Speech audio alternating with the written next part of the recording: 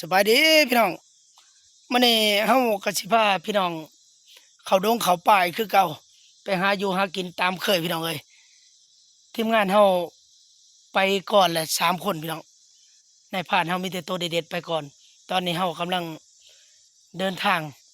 ไปอีก2 คนพี่น้องเอ้ยตอนนี้ก็กำลังสิเข้าดง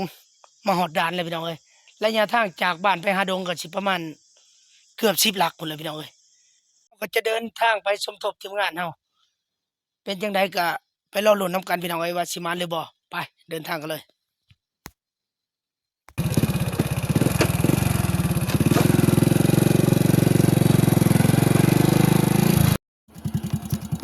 โอ้เส้นทางไปก็สมควรเลยยากขนาดเลยชิวโอ้ยมีแต่หินเอิบเอิบชิวมาเด้อชอกแฉกเลยอึบโอ้เส้นทางไปนี่ยากขนาดเลยพี่น้องเอ้ยตามหินแล้วนี่หอมน้อยๆนึงรถจักรไปยากขนาดเลยนี่โอ้ยเฮ็ดจังได๋บัดนี้อึบไปได้บ่เนี่ยข้าแล้วอึบไปชักไปสักพี่น้องเอ้ยโอ้เขามาหอดในดงเย็นพี่น้องเอ้ยมาหอดห้องโอ้ตัวสิเป็นน้ำค่ำน้ำมันยั่งอยู่นี่โอ้บอลเขาจะกินเขาจะกินนี่ขวดแล้วก็สาออกมันเข้ามาโอ้ปลากังน้อยตีอยู่ในถ้ำโอ้ตัวนกมากินน้ำได้ยินแต่เสียงนกห้องนี่นกมากินน้ำบ้างนี่คนก็กินคือกันนกก็กินสาออกมันก็ไหลออกมาอีกน้ำในนี่น้ำในดงในป่าประมาณนี้พี่น้องเอ้ยพอได้อยู่ได้กินสาเอาน้ำบ่ไหลฟ้าตัวมีแต่เนี่ยกินมันขนาดเลยหมอกปางต้นในแล้วเขาจิมาพกมาแล้วพี่น้องเอ้ยเห็นอมก็กินกาบเป็นกล้วยๆเลยเนี่ยมือเช้านี่ก็หอกนี่ต้นมันตัวยังดกขนาดเลยพี่น้องเอ้ยต้นนี้ทีมงานเราจะมาดักต้นนี้หมากมีแต่หมากใหญ่ๆเลยลองมองก่อนหวานเลยหวานคักเลยมีแต่หน่วยใหญ่คักเลยทีมงานเราจะมาพกมาแล้วต้นนี้แหละตัวคักหน่วยใหญ่ขนาดเลยหวานดีขนาดเลย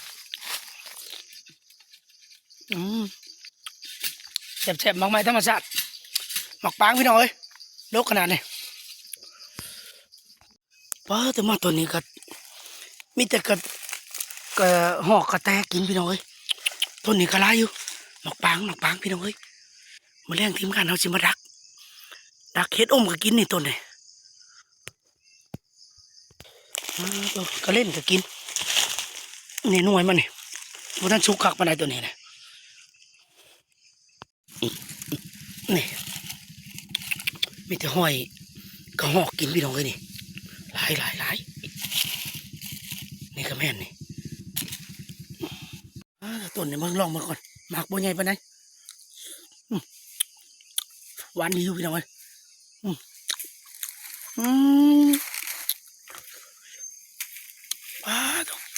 หวานกรอบคักเลยไหนมันเอาสิเขาจะกินแต่นวลมั้งมาเนี่ยเขาตัวนี้ก็ได้คักอะไรพี่น้องเอ้ยชื่อกรอบเขาจะเข้าสวนเขาเจ้าเขาจะไปพักมีที่พักมีเทียงให้เขาเจ้าพี่น้องเอ้ยทางหน้าห้างจากนี้ไปประมาณบ่เกิน50 เมตรเขาจะพักอยู่หันโอเคพี่น้องกำลังมาหอดที่พักอยู่เทียงให้เขาเจ้าทีมงานเรามาถ่าแต่โดนเลยยังในผ่านไปบทันมาในผ่านอายังไปเลาะบ่ไปเลาะข้างแว่เขาโอ้ในผ่านอาตัวเด็ดของทีมงานเราพี่น้องเอ้ยบทันมา รอลุ้นน้ำกันว่าเพิ่นสิมานหรือบ่มื้อนี้มานำกันหาคนทีมงานเฮาก็ได้ในพันในมาตื่มอีกพี่น้องเอ้ยในพันในก็ยังไปหลอกแล้วก็มีในพันบอยในพันต่อยก็มาพี่น้องเอ้ยในพันใหม่ในพันแม็กบ่ได้มาติดภารกิจได้ในพันต่อยมาแทนกับในพันในเนาะขาดในพันกำกับในพันแม็กพี่น้องเอ้ยมีในพันใหม่มาเติมอีก2คือเก่ามีในพันในกับในพันต่อยในบอลเฮาสิพักเช้าก็ได้โอ้คักขนาดบรรยากาศดีเทียงมุ่งสังกะสีข้างในฝนตกกับบ่ยานจริงๆได้ก็รอลุ้นนำกันพี่น้องไว้ว่าสิได้กินข้าวกับหยังมื้อแรงนี่เฮาสิรอถาในพันเฮาสิดังไผ่ถาว่าสิได้หยังมากินลุ้นนำกันพี่น้องเอ้ยเฮาสิดังไผ่ถาในพันกับไผ่มีอยู่บ่โอ้ยน้ำหัวหน้าบอยหัวหน้าน้ำพันพี่น้องเอ้ยกับไผ่บ่ได้ถือมาซ้ำว่าสิดังฟังไผ่ถาในพันคือเสียงปืนดังเนาะนั่นเสียงดังอีแหละทั้งนั้นผมเห็นในผ่านเฮายิ่งสัตว์ไปจังพี่น้องเอ้ยเฮาว่าสิดังไผ่ถาพัดบ่มีกับไผ่ซ้ำกับไผ่ก็นำผ่านถือไปนำสำหรับไต่อูดยุ่งว่าซั่นเฮาก็สิถาในผ่านมาจังสิดังไผ่กำลังหาพื้นมาก่อเอาพื้นมาไว้เอาหาพื้นมาไว้ถา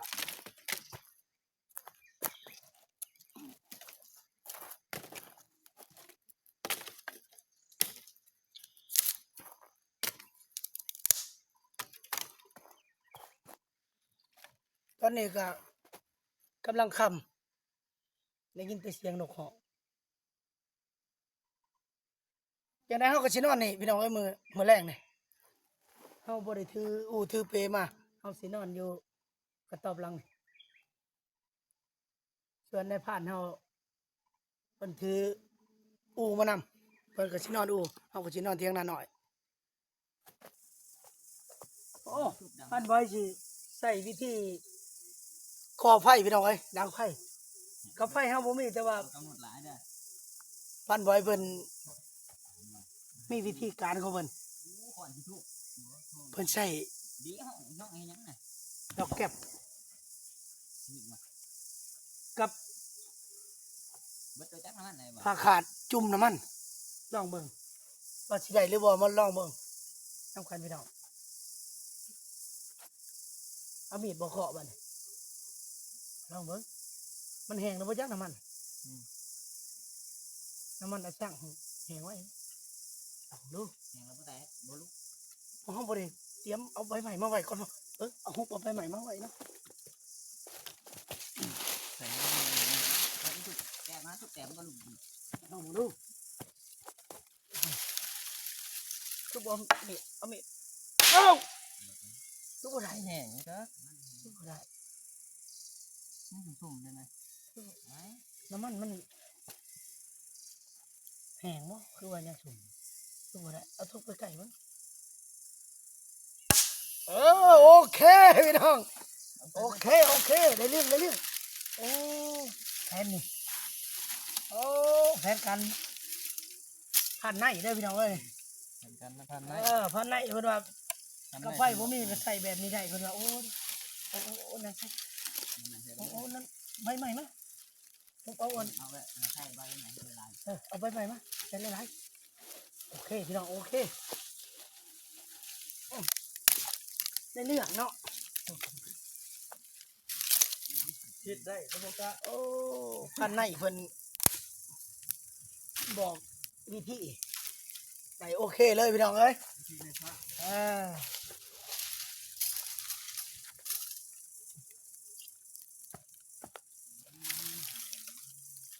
ต้องไปถาได้ผ่านเนาะสิ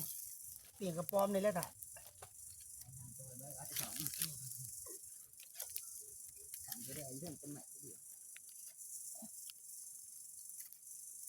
โอ้ได้แน่เนาะคันน้ำมันช่างน้ำมันกระชวนได้บ่น้ำมันกระชวนก็ได้โอ้ ค่ะ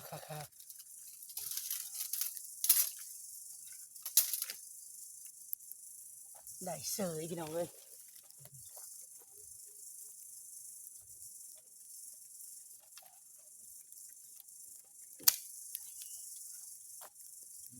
ขนูจักในนี่ก็เฮ็ดแต่หึงแล้วนี่ก็คือว่านั่งอยู่นี่น้องกันโดนกับผม เนาะก็บ่เว้าบ่ว่าเนาะ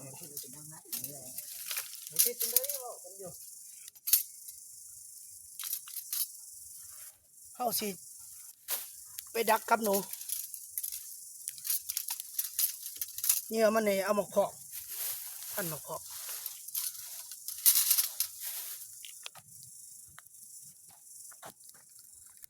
ตัวได้ยินเสียงดังอีกแล้วพี่น้องมีรุ่นคันบ่แม่นผ่านอาก็แม่นผ่านต่อยเสียงดังทางไหนพี่น้องเอ้ยเราลุ้นน้ำกันคันเพิ่นมันจังจัดการใหม่เนาะปีกระป๋อมพี่น้องเอ้ยอาหารเฮาก็ได้ปิ้งขาเราถาในพันมาแล้วในพันต่อยเป็นไงในพันต่อยมันบ่นี่คือเสียงเติมเป็นยังฉันโอ้ยบ่ถือจำในพันเนาะบ่ได้จำพี่น้องเอ้ยยังเลยข้าวหอกโอ้ยเสียดายเด้โอ้ยเสียดายเด้เนาะยังรอลุ่นแต่ในพันอาบัดนี่เพื่อนมาเป็นได้พันทำมาแล้วป่ะพันอามาเลยเป็นได้มันป่ะห่วยคือว่าเสียงดังสนั่นอยู่โอ้ยได้ยังซะโอ้ยแล้วเลยพี่น้องเอ้ยแล้วข้องถ่ายกินน้ำพันอาพี่น้องเอ้ยมันมามันก็ตึงเลยเอ้ยเอ้าหมอมุมกระป๋อม2ตัวนี่แหละพี่น้องเฮ้ยป๋อมกาไดโนเสาร์ไอ้พันใบก้อยชูกินก้อยบุรุษิตาปนมันข้ามเนี่ยคือได้ที่ทึกเดี๋ยวจะผ่าเขาไปได้ไอ้คนจะออกคลิปบ้านโอ้ยในพันไปหากินกับบ่มันพี่น้องเอ้ยมื้อนี้ใครในแต่เพิ่นได้กระป๋อม2ตัวมานำทางกระป๋อมใหญ่นี่พี่น้องเอ้ยป๋อมกาโอ้พอ3พุ่นตาเขาสามเป็นตัวหนึ่งค่ะโอ้ยบ่เอาเนาะก็ฉันแล้วย้อนมันได้นี่บ่ได้น้อยบ่ได้เด้นี่ตัวเฮายังนี่ป๋อมกาปลาตัวใช้ผ้าสีใหญ่ตัวนึงนี่ตัวนี้นี่บ่นี่นะนี่นั่นบ่เบิ่งเดี๋ยวเพิ่งลงโอ้ตัวนี้ได้เรื่องเนาะนักดีโอเคเด้จะผ่านตัวอย่างนี้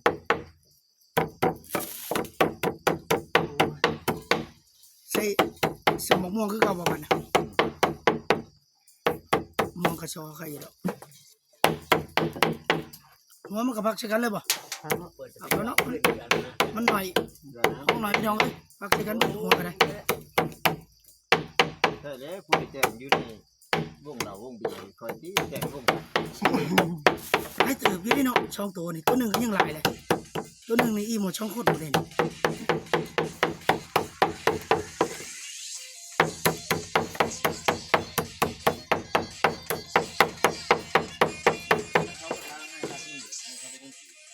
ซอยหมักทั่วใส่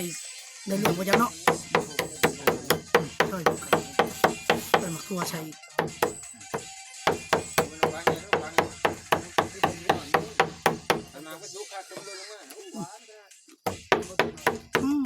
งามันกอดดิ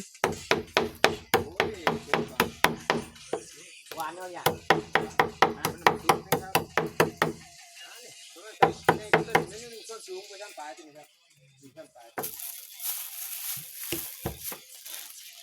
ทุกอย่างเอามาก่อยใส่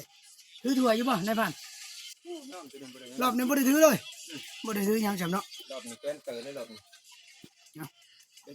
ก่อยใช้เคียงนี่ก็ได้เคียงใหญ่ขนาดยังเขาจะเอาใส่ทุกอย่างเนาะนี่ป่ะใส่ถั่วเหนียวป่ะปลานี้เป็นถั่วเลยเนี่ย ว่าจะก้อยเชือกเขียงก้อยเชือกเขียงก็ได้มันจะทักใส่ทุกอย่าง นั่นตัวมึงไว้เด้อไว้มันเด้อ เอาหมกมุ่งขุดกับดีฟัก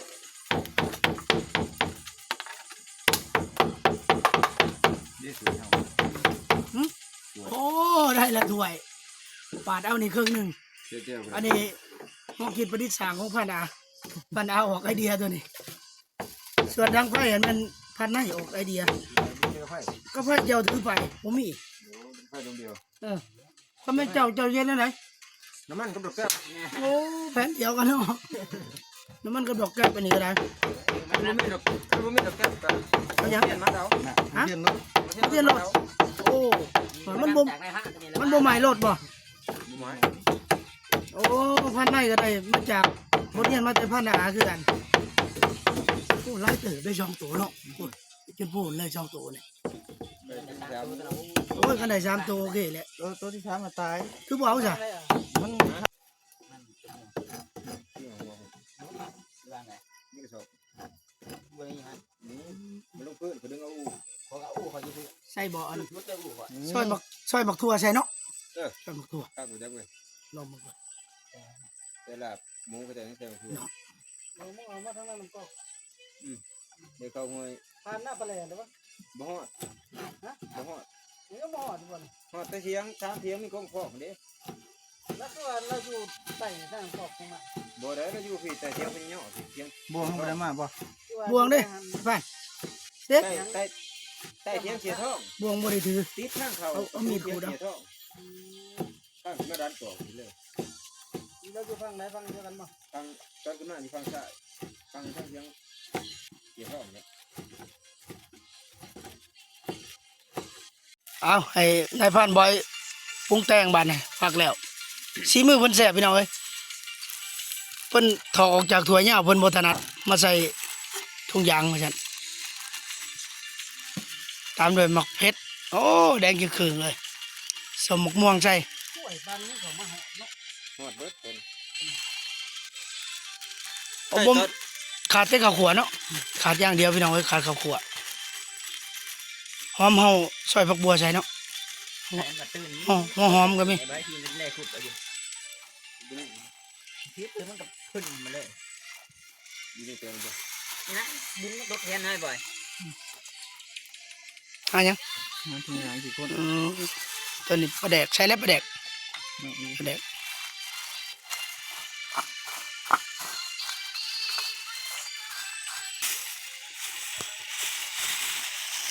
ทางใหม่เบิ่งแล้วมันเบิ่งแล้ว